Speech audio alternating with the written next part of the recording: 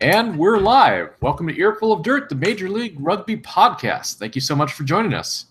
I'm Corey Munson, coming to you live from Iowa, and I'm joined as always by Liam Madigan-Freed down in Houston, Texas. Our co-host Aaron is out hunting in the wilderness or possibly hiding from the government. We're not really sure. I guess we'll find out in his biopic here in a decade or so. Hey, Liam, how was your week? It was definitely really good. I was able to attend the Houston Sabercats versus Austin Blacks this Saturday while simultaneously watching on my phone the Free Jacks take on RUNY, which was definitely a good experience. I love to see my guys up there in Boston do well. And I also got to sample a little bit more of this Texas barbecue that they warned me how good it was going to be, but I truly didn't know how good it was going to be.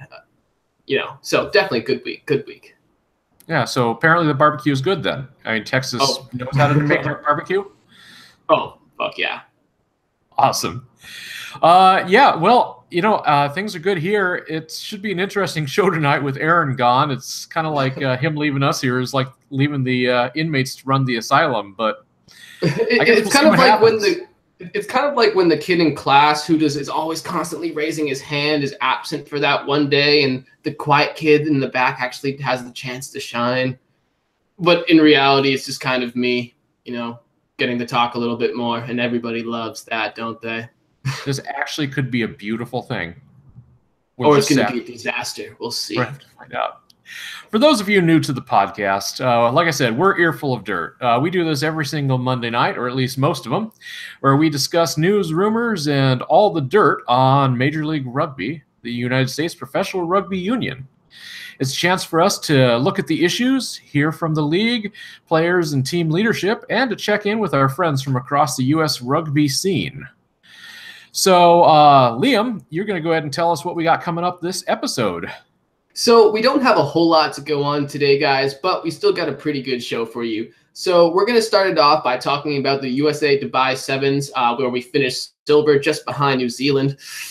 Then we're going to talk about, as I mentioned, my hometown Free Jacks taking on RUNY in what was a really highly contested match that just went back and forth all day. The Sabercats went to Austin and simply rolled over the Blacks. We're going to talk a little bit about that. We got a few transactions, and then as always, we got questions from Bob, thanks to the good people on Reddit. So, Corey, how about we started off talking now about the Dubai Sevens? Did you watch a whole lot of it? I did not watch a whole lot of it, but from what I read about afterwards, I'm calling this, instead of the Dubai Sevens, I'm calling this what could have been if New Zealand didn't exist.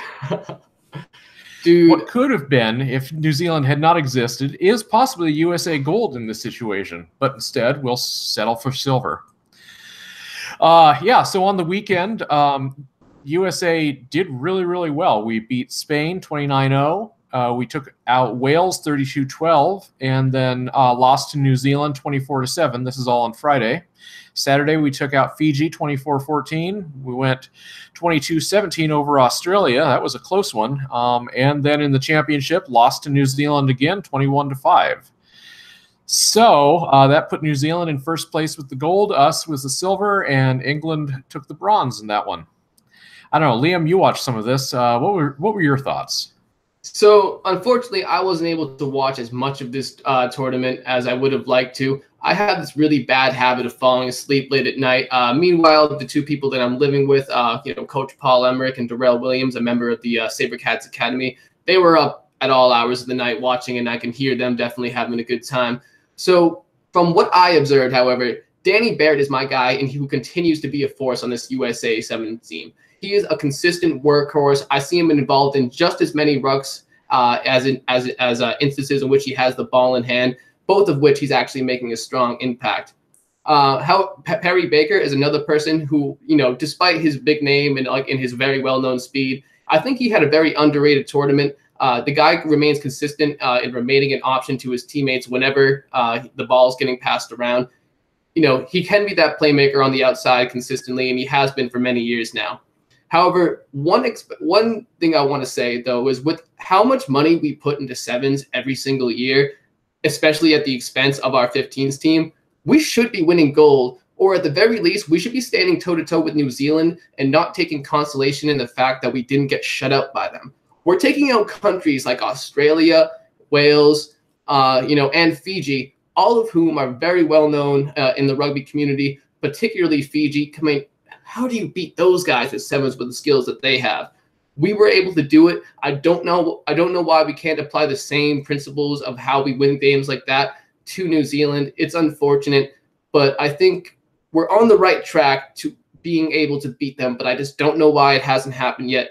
Like I said, especially with all the money that's actually gone into the sevens program at the expense of our 15s. Well, and I think for better or for worse, I think the Olympics have had a lot to do with investment in sevens as well. And so I realize it's at the expense of the national team, but I also think just for the game in general, it's not necessarily a bad thing having a form of rugby become popular and successful. And so I imagine it can only help, lead people to the 15s theoretically if the sevens team is doing well and getting notoriety. Well, looking at it that way, that's definitely positive. Is that yes, some of the exposure that it's been able to get, particularly with the World Cup happening in San Francisco very recently, yeah, it can turn some heads towards rugby. However, I just don't see the long-term the long-term benefits as much in putting all this money into sevens. Whereas our 15s team, we're ranked number 12. It's the highest ranking that we've had in years, and we've been doing it very, very gradually. And I think that rise can take a lot, faster of a step, have a lot more faster ascension if we start focusing our money on 15s. Get that developed that we need, hire the coaches that we need to have these clinics, be able to bring in more players from overseas, get their eligibility up like through the MLR so that we can be able to put them on our national team. It's a long process, but I think that we might need to realign our priorities when it comes to how we allocate money here in USA Rugby. And, I think no offense to anybody that plays sevens, no offense to anybody that's a fan of sevens. However, I think with the way that our country is moving and the way that MLR is turning heads towards 15s rugby, this is probably where our interest should lie.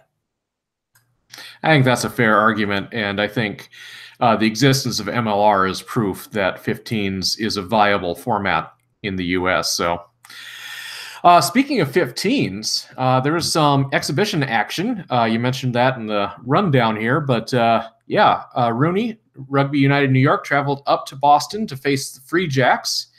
So from what I was reading, it sounds like there was about 200 in attendance at the match that day.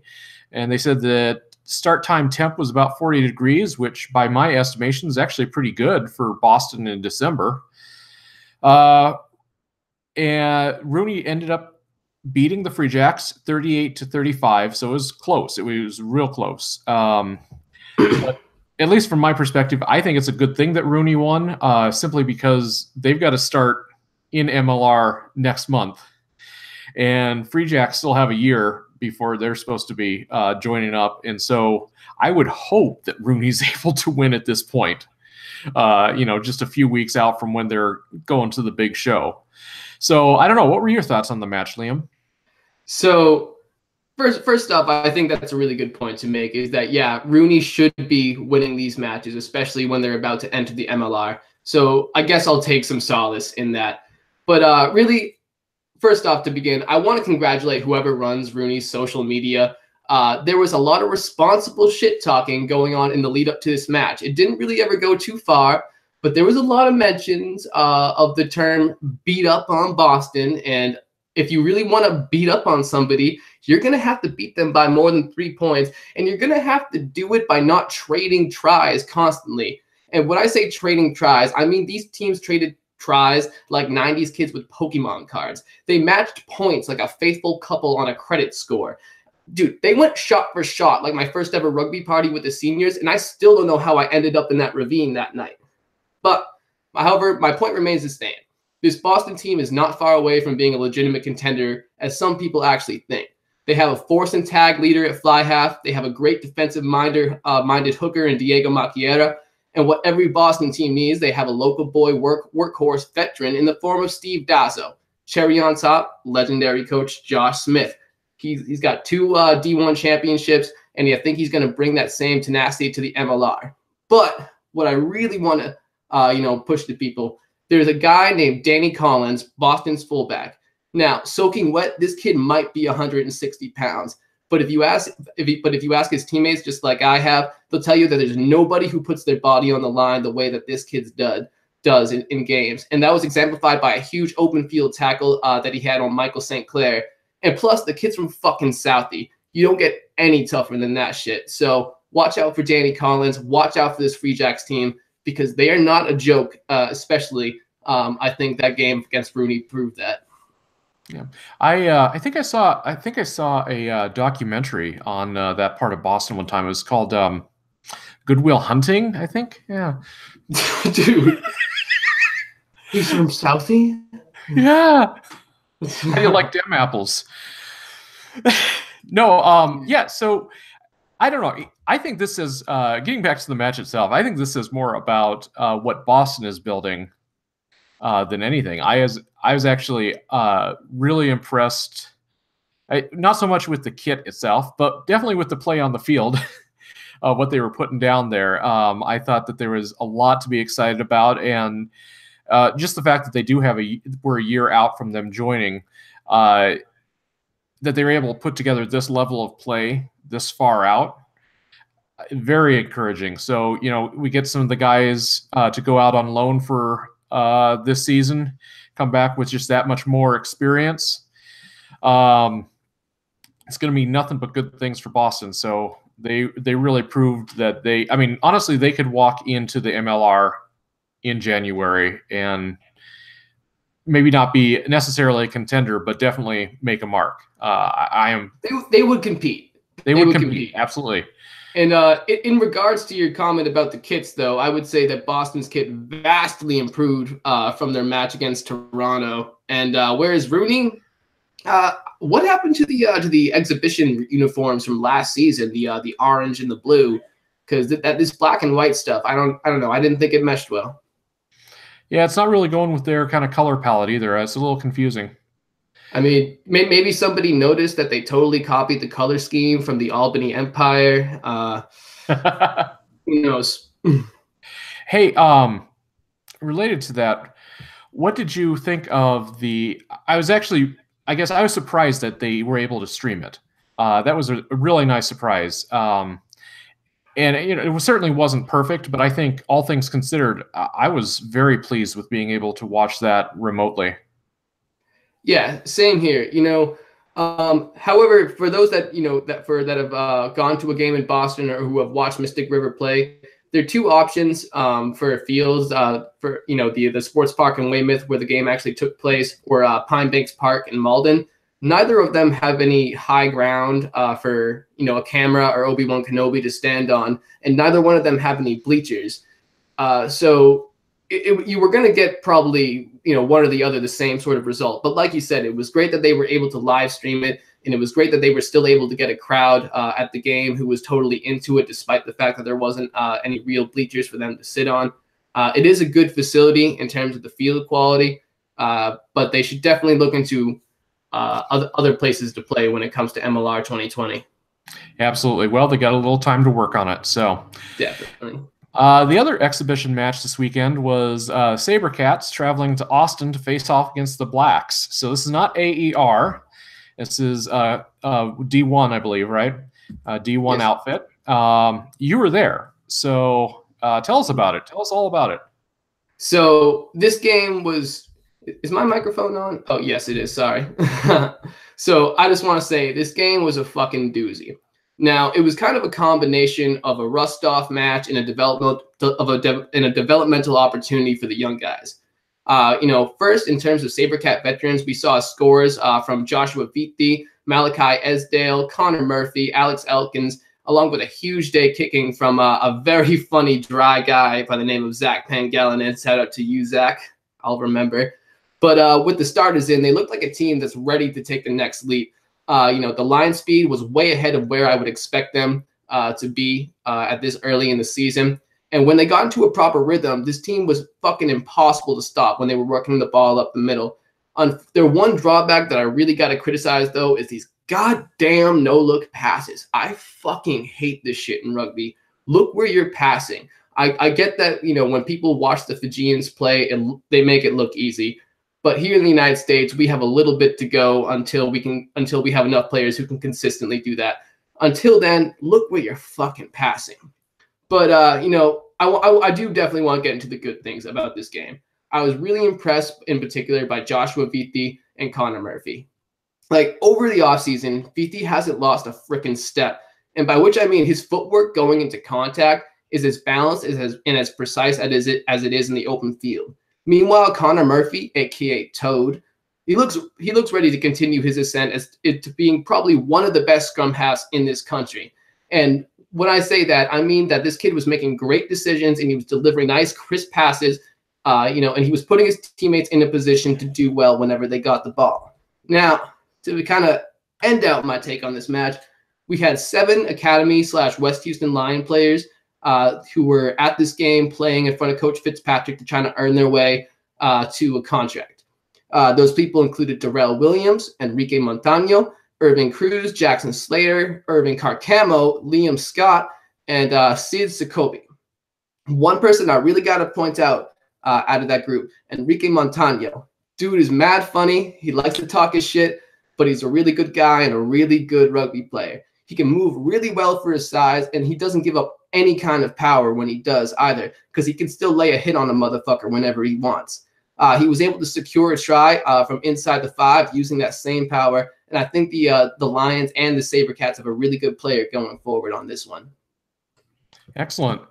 So as they're kind of dusting themselves off a little bit after 2019 or 2018, are you seeing any improvements or any places where the Sabercats are really making adjustments to kind of compensate for what happened last season?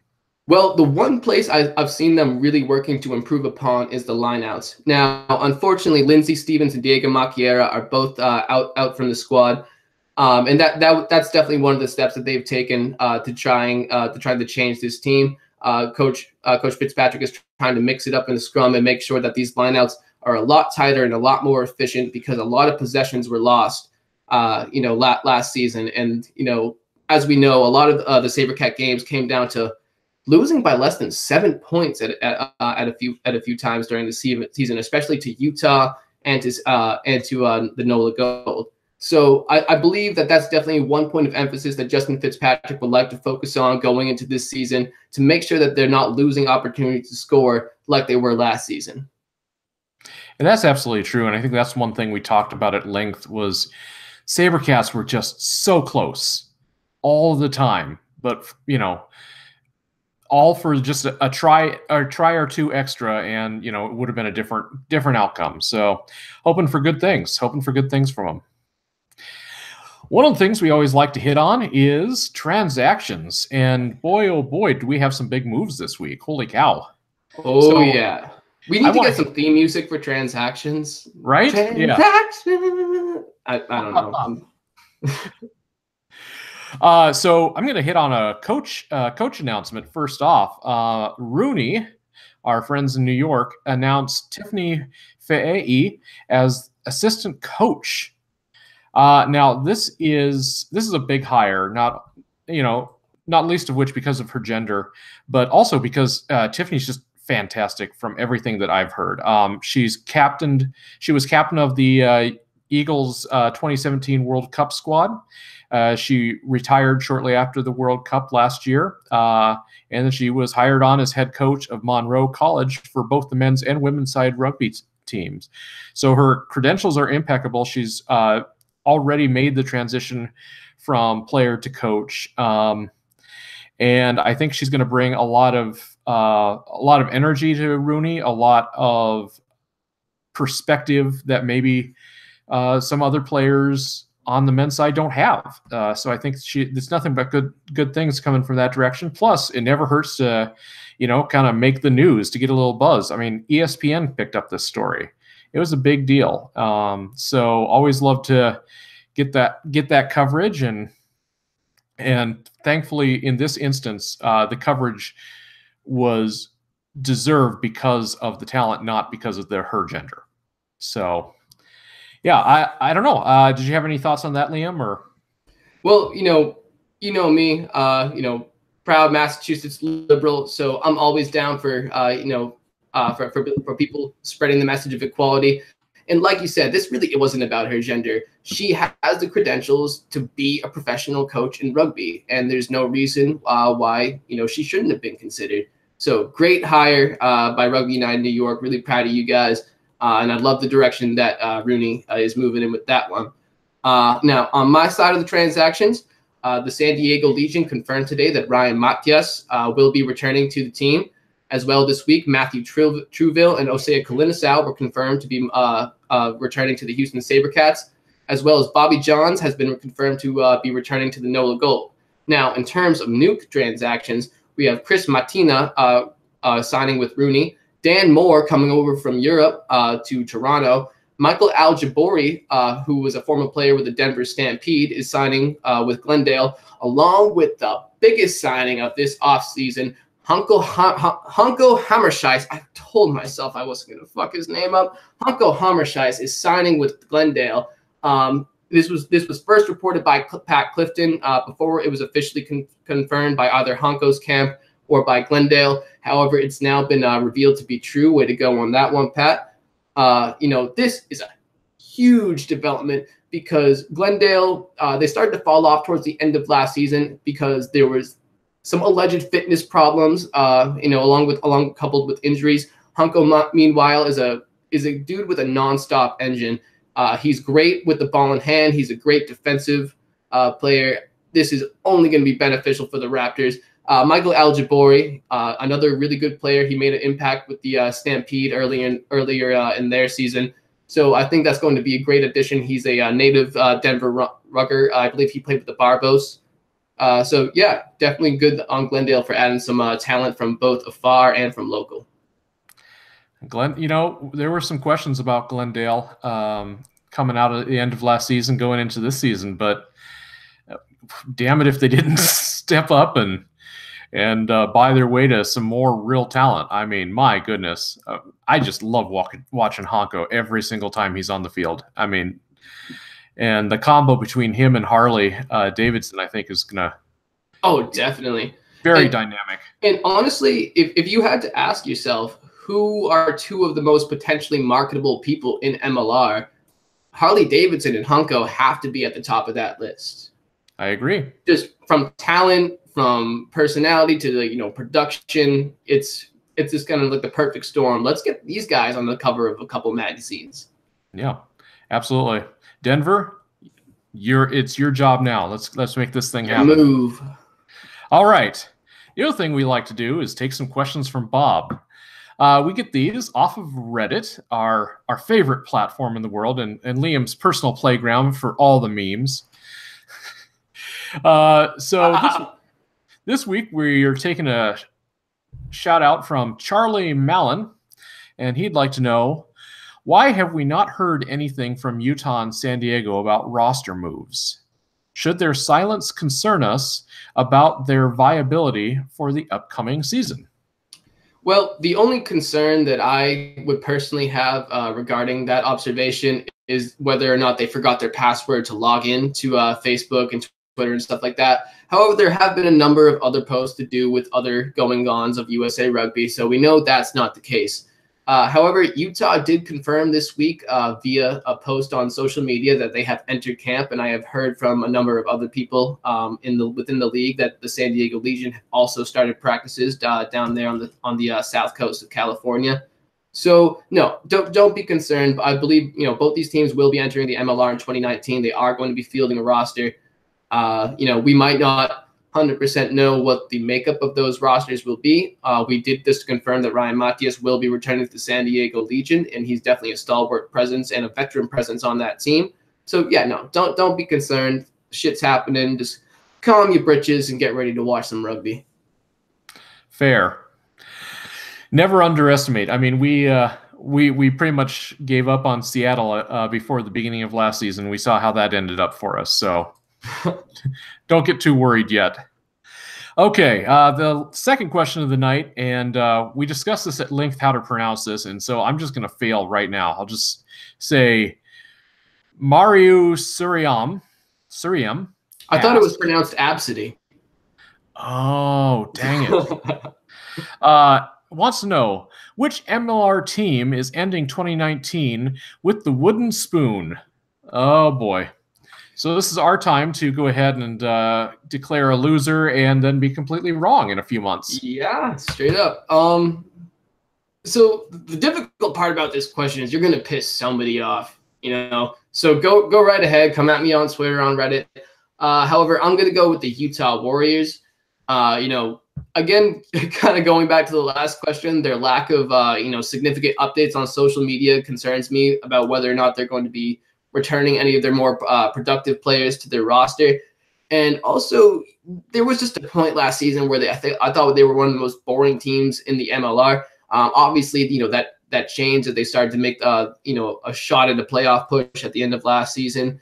However, I just don't see this team as being extra spectacular. I've seen the changes going on here in Houston and how they're adjusting, and I really believe that team's going to make a push, from being at the bottom of the barrel.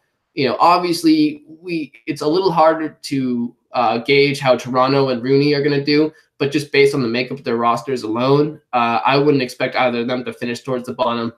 So I would probably have to put it between Utah and perhaps maybe NOLA to perhaps end up at the bottom. So yeah, that's what I'm going with. Don't hate me. Yeah, well, I'm going to piss off a state where people carry guns on a regular basis. I'm just going to go ahead and say that I think Austin's going to finish at the bottom this year. Yeah, I was not impressed with what I saw on the field last year, and I have not seen much coming in the offseason that's exciting me so far. I'm ready to be completely wrong, but right now I'm going to go ahead and put Austin down at the bottom of that bucket. So we'll see what happens. Should be interesting. All right, mark him down, man. Okay, so I think in our truncated episode without Aaron, apparently without Aaron talking, it only takes us half an hour to get through the news. Who knew? What do I do with my life now? Fucked. Well, one thing we can do is go ahead and take some corrections from our fact checker, Grant, over in the other room. He wants us to know that it's not Michael, but it's actually Milan Al-Jabouri. My bad, dude. So sorry, Al-Jabouri. We apologize. Also, apparently it was not Pat who broke the news on Honko, but we're not sure who it was. So just not Pat. So that's the facts. Also, your hat's ugly. Once again, according to Grant. I bet that's coming from Jen. I know you can hear me in the next room. Any final thoughts on our way out tonight?